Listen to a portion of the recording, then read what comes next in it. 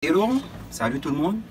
Je fais cette petite vidéo pour vous présenter mon émission sur la mythologie haïtienne. Alors, asseyez-vous, je vais tout vous dire. Je vous reviens après le générique.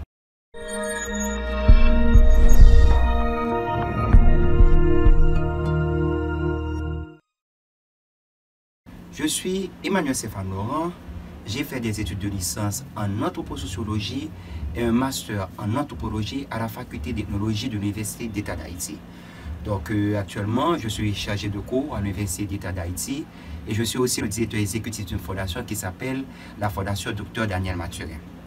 Alors, une question somme toute logique, pourquoi faire une émission sur YouTube qui soit consacrée à la mythologie haïtienne? À mon sens, et je le dis bien à mon sens, il y a trois raisons qui justifient une telle initiative.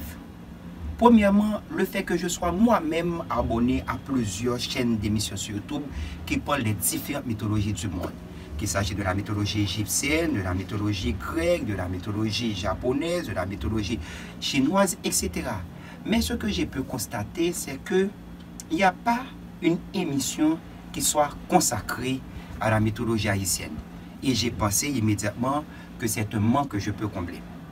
Une deuxième raison, c'est que je veux vendre une autre image de la culture haïtienne. Parce que quand on dit le mot vaudou, les gens pensent le plus souvent à des zombies. Des gens qui ont les yeux vides et qui marchent un peu comme des automates. Ou sinon à des poupées vaudou. Exemple, je vais te briser le cœur. En fait, mon propos, c'est pas de vous dire que le vaudou, dans le vaudou, il n'y a pas de poupée, il n'y a pas de zombies.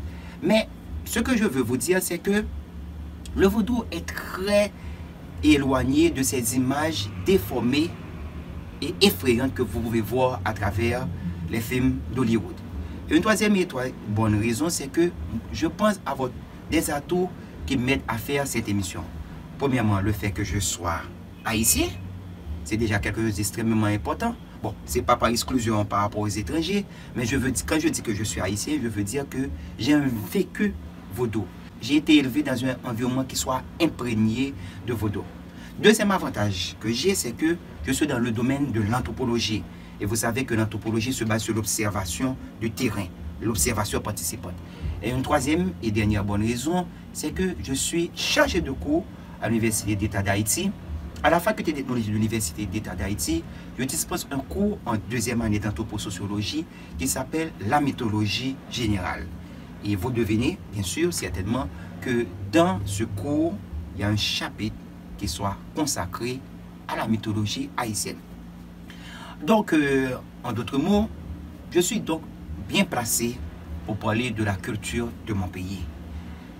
Cette émission sur la mythologie haïtienne et ses différents épisodes va parler essentiellement des rois du vaudou haïtien. Il s'agira de présenter leur histoire, leur mystère, leur magie, leurs secrets, etc. Donc, je vous demande de vous abonner. N'oubliez pas non plus d'activer la clochette de notification.